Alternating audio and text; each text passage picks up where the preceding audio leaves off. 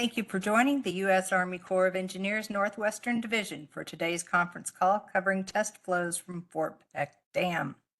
This call is open to the public to provide information on the status of test flows from Fort Peck Dam to ensure compliance with the 2018 biological opinion. I am Eileen Williamson, and I will be your moderator.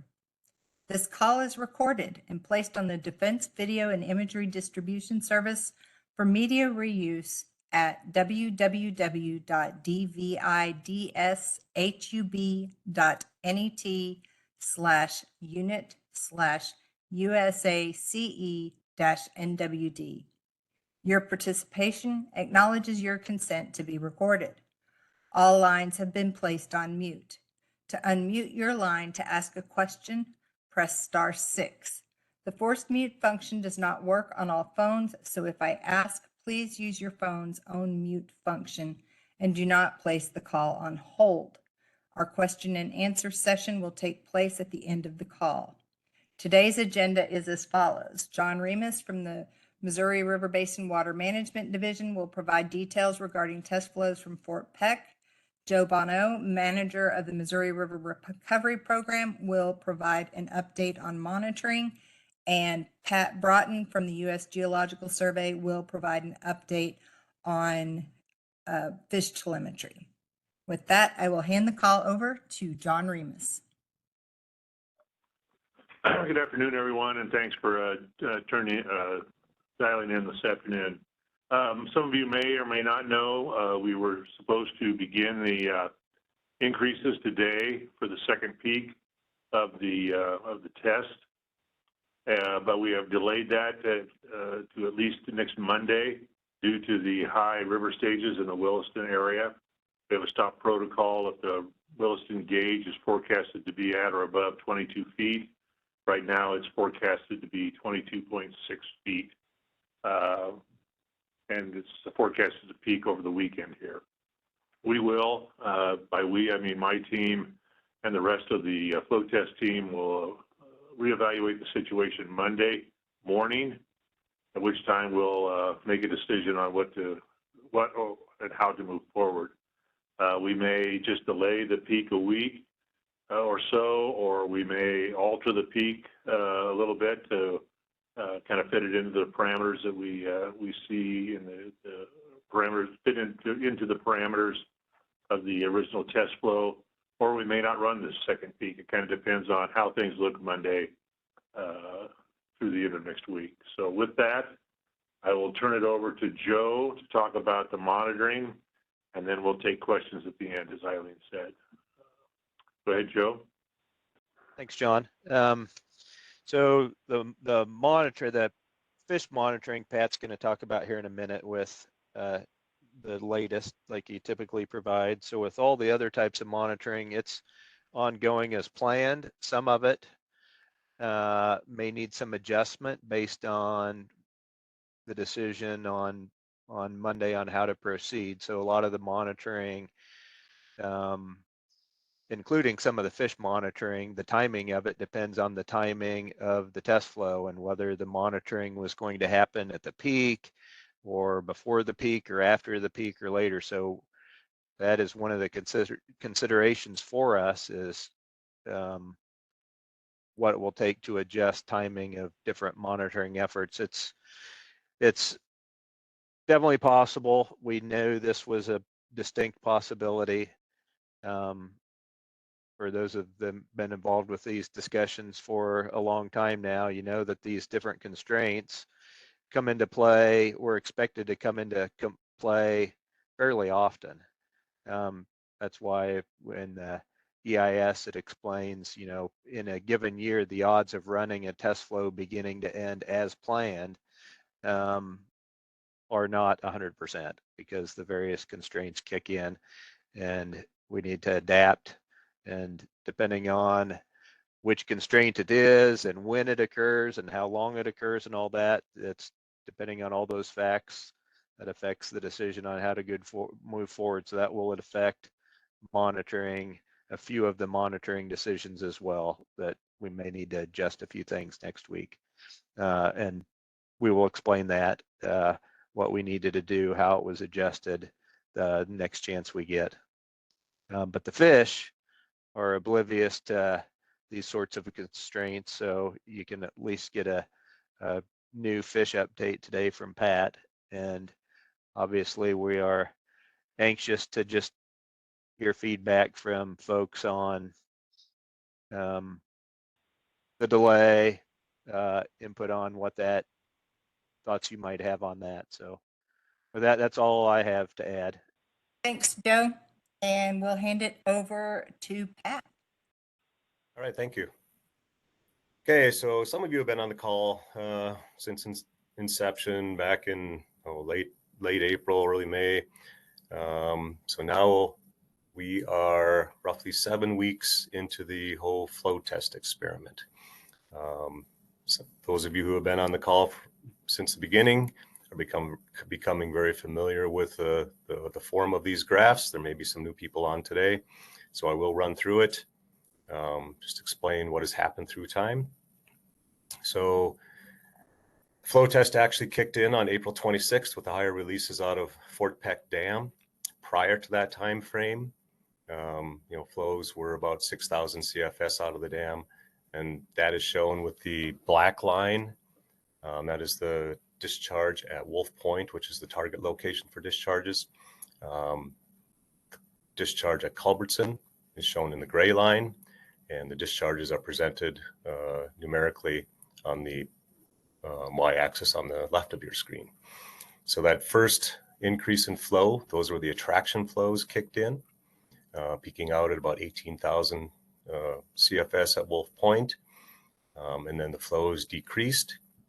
And for the last several weeks now, we've been in this period of retention flows, slightly trending down here. That is the period for the retention flows. In the pink line and on the right axis, on the right side of your screen, gives you the number of fish that are in the system. So when we first kicked off the season, about April 1st, in the middle of April, we did some baseline tracking runs to find out how many fish pallid sturgeon were actually in the system. And during that time frame, there were 15 to 17 telemetered pallid sturgeon. Elevated flows kicked in for that first peak. And following that, there were 23 to 26 telemetered pallid sturgeon in the system. Some fish moving in, some fish moving out, the whole emigration going on. So now we're in that period of retention flows. There has been some emigration from the Missouri River response reaches. We know that 2 of our original 5 female pallid sturgeon that were in the system exited. These were the wild fish, female codes 262 and 272. However, there are still 3 reproductive females in the Missouri River response reaches. These are the hatchery codes 337, 342, and 422. And to this point, we are right about 20 telemetered pallid sturgeon still in the Missouri River response reach. Okay, next slide. So just to give you a graphic of where these fish are located, there's a cluster in upstream, the most upstream area of the river, where that code 422 is. And then that little cluster there, that is in the Fraser Oswego area, right around river mile 1735.7. And the fish extend all the way down in the response reaches down to one of the lower logging stations at Snowden, right around river mile 1590.3. As I did mention earlier, there are 3 reproductive females that are still in the system. Code 337 is between Wolf Point, or just downstream from Wolf Point, just upstream from Poplar a little bit. And the other 2 females, code 342 and 422, remain upstream from Wolf Point. And also, as you can see from the blue dots, there are several males that are still in the system. These are hatchery males, except for one at code 240, which is a wild male. And that does it for the fish update today. All right, thank you, Pat. And we'll move to the question and answer session. As always, you'll either need to press *6 on your phone or use the webinar app to unmute to ask your question. If you do have a question, feel free to use the application to raise your hand. I have 51 callers on the line today. We'll start with the state of Montana, then North Dakota, then go in alphabetical order by state.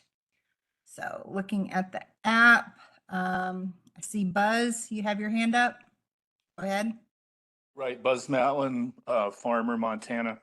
Wondering how the delay in the peak flow is going to affect the drift study for the embryonic sturgeon. Over. All right, this is Pat. Good question. At this point, I'm not quite sure, when the peak flows, that's going to happen. We are still planning on the drift study. Drift release day will be right around June 24th, June 25th, somewhere in there, slightly varying depending on hatch schedules of the free embryos. So I don't know, maybe John or Joe can provide better information on potential discharges at that time. I think that's what we'll talk about on Monday. The team is to what the stage at Williston is going to look like, what our options are, and what would be the best scenario going forward.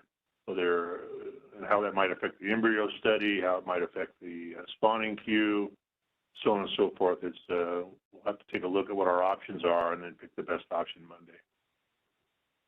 I can't really answer your question right now for sure, Buzz. Sorry about that. John, this is Mike Ames. How will we know what you decide on Monday? Well, we will put out a press release. We'll also, contact some key stakeholders, and we will also a press release, and then some key stakeholders out there. We'll get it out that way.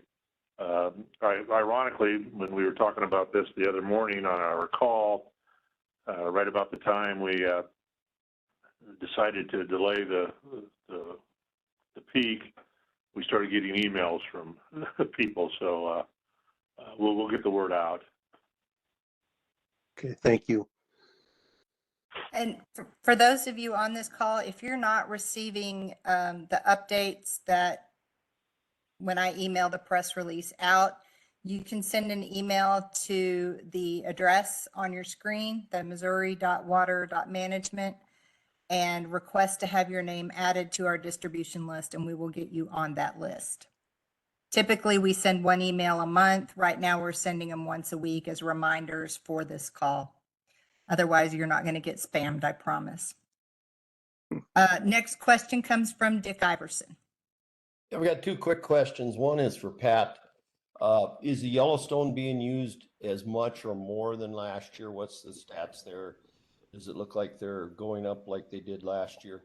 Second question is, I look back on the USGS, Yellowstone's flowing about at Cartwright about 40,000. Last year was 50,000.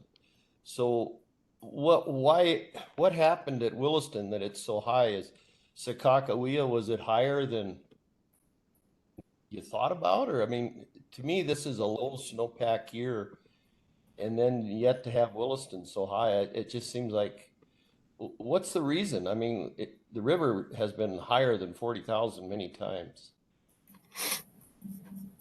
Pat, why don't you take the first half of that question? I'll take the second. Shall do.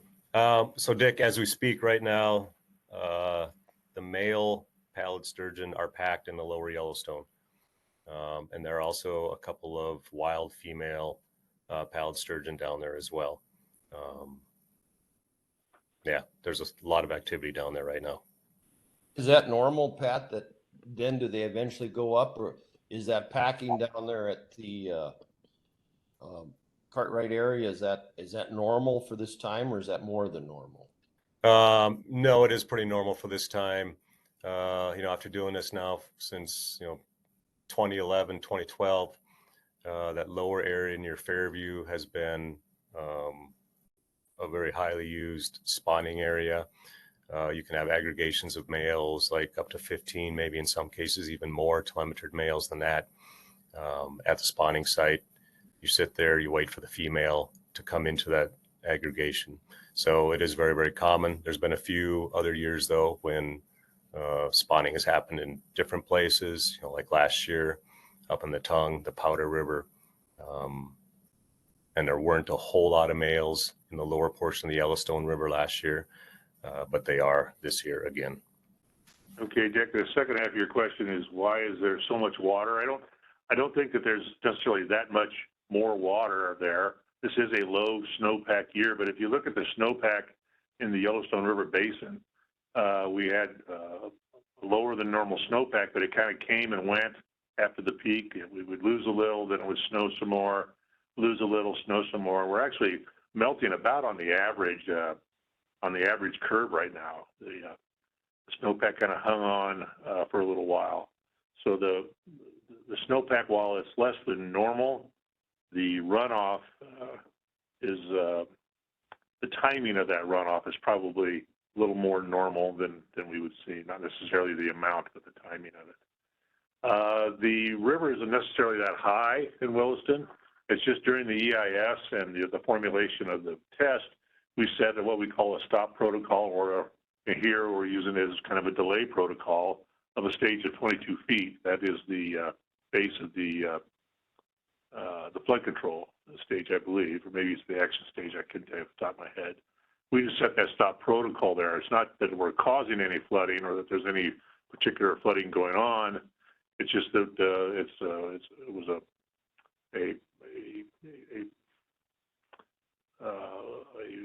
not, I would say an arbitrary, but we set a stop protocol there so that we would reduce the risk of flooding.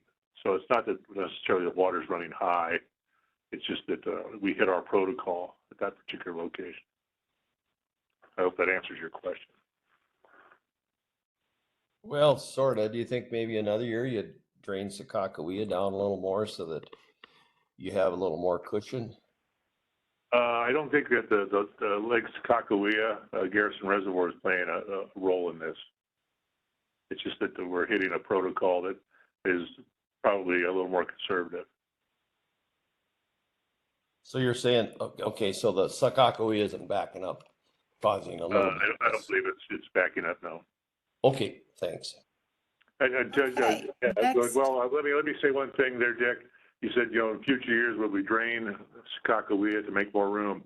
No, we won't do that. Just as we don't store water so we can run the test, we're not going to drain a reservoir to make the test more amenable either. So just to answer that question. Go ahead, Eileen.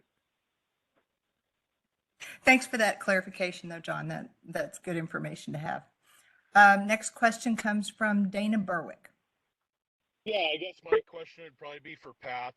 The graphic you had up there showed at least one unknown pallid. I can't remember where it was, somewhere around Culbertson, Bainville area, I think. But I'm just curious, it's unknown the sex of that fish, or what's the... I've probably been explained, but forgot what the unknown is there. Thank you. Yeah, that is actually one fish that has eluded nets. So we are trying to target all of them so we know what their sex, not only the sex, but their reproductive status as well. That is one that's on the radar for catch. Crews have done a heck of a job catching these other fish and assessing. So, yep, there might be one or two left in the system, but we'll try to get them. So would that fish have telemetry, but just not known, or you know it's there without telemetry somehow? No, so it does have a transmitter in it. And, I suspect when it was initially implanted with a transmitter, it wasn't known, what the sex was. So the transmitter helps us, it leads us to that fish, and we should be able to capture it and then, perform ultrasound on it. We'll take some blood for steroid analysis as well. But yeah, that's a tricky one. So that would be a wild fish, I assume, then? No, it's a hatchery fish. Oh, yeah, okay. Thank you. I can't remember right offhand which year class that one is, but I'll let you know if we can catch him or her. Okay, I appreciate it. Thank you. Mhm. Okay, next is Doug Hardy. Doug, might want to get a little closer to the mic. I'm not hearing you. Is that better? Yes. Is that better? Apparently not. Yes, we can hear you now. Okay, so the question is, of the fish that are up where we like them way up the river, I don't know if they hang around that long or what their behavior is. The question is, if they go downstream before you get the test, I understand you still have to do the test for the drift study, but it might be modified. So how does that affect your decision? So yeah, at this point, we don't know what the fish are going to do. They may stay, sitting there until the flows are elevated. Second peak comes up. They may run upstream. They may spawn. They may go downstream. We don't know exactly what's going to happen with those fish. Regardless of that, the drift study will still go on. Does that answer your question? Yeah, I was just curious as far as I understood that on the drift study. I didn't know if the magnitude of volume may change if the fish have gone downstream before you get to the test. This is John Remus. Those are some of the things that we'll factor into our decision on Monday. I can't really tell you how that's going to factor. Okay, so that clears the hands that are up on the board. If you are in the state of Montana and have a question, feel free to come off mute to ask your question. Please state your name and your role. Okay, next is North Dakota and Iowa, Kansas,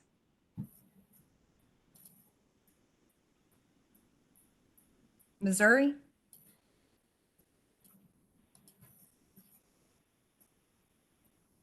got a hot mic out there somewhere just in case somebody has a question. Go ahead. Okay. Nebraska, I think I just called it already. South Dakota.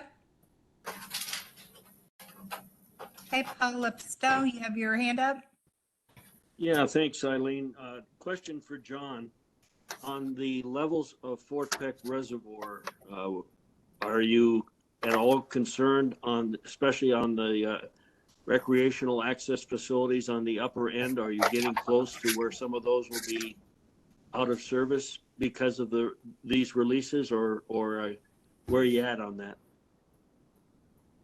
I'm not aware that this would be an issue. The Fort Peck Reservoir is higher than it's been in the last few years, so we're not expecting to draw down past where we were during the low years a few years ago. So I don't think that should be an issue.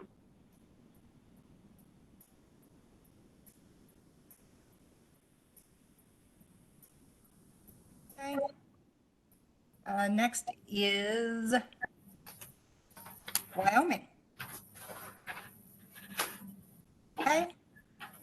Any other questions that we may have missed, or if you were inspired to ask another question, feel free to come off mute or raise your hand. Dick Iverson? This is kind of a sideline, but I was asked recently by a neighbor that, has spent 20, 30 years guiding fishing at Fort Peck.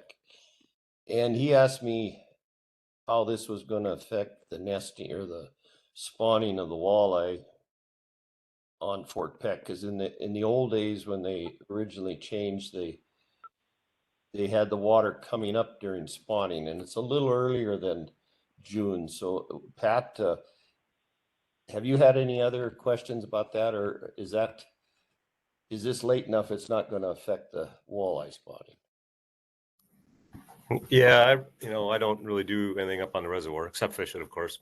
So that'd be one for the state reservoir biologist. But with the flow test being later like this, I think it's well beyond the walleye spawning time. Okay, thanks. Dick, the Fort Peck Reservoir has been steadily rising here in the last month or so, so I don't think that's going to be an issue. Okay. Thank you, Dick. Anyone else? Okay, I don't see any additional hands up or people coming off mute, so I will hand it back to you for closing comments. Mr. Remus. Yes, again, thanks everybody for dialing in this afternoon. Like I said, we will be making a decision on what to do next on Monday morning. We'll get that out via press release, and we may email some of the key stakeholders to get that disseminated out there as well. As Eileen said, if you want to be put on the distribution email and you're not getting these for the call, just send an email to our Missouri River Water Management email address there, and we'll see that you get notified of that. Next Wednesday is a federal holiday, but we will still hold this call Wednesday afternoon, same time, same call-in number. We're planning to do that. We think that because we have kind of a hiccup in the process here, it's important to keep the information flowing. So we're going to be doing that call even though it's a federal holiday. With that, I'll offer one more chance for questions before we close the call.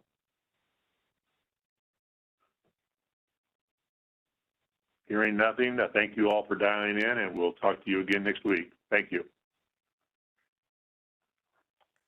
Thank you. That concludes today's call.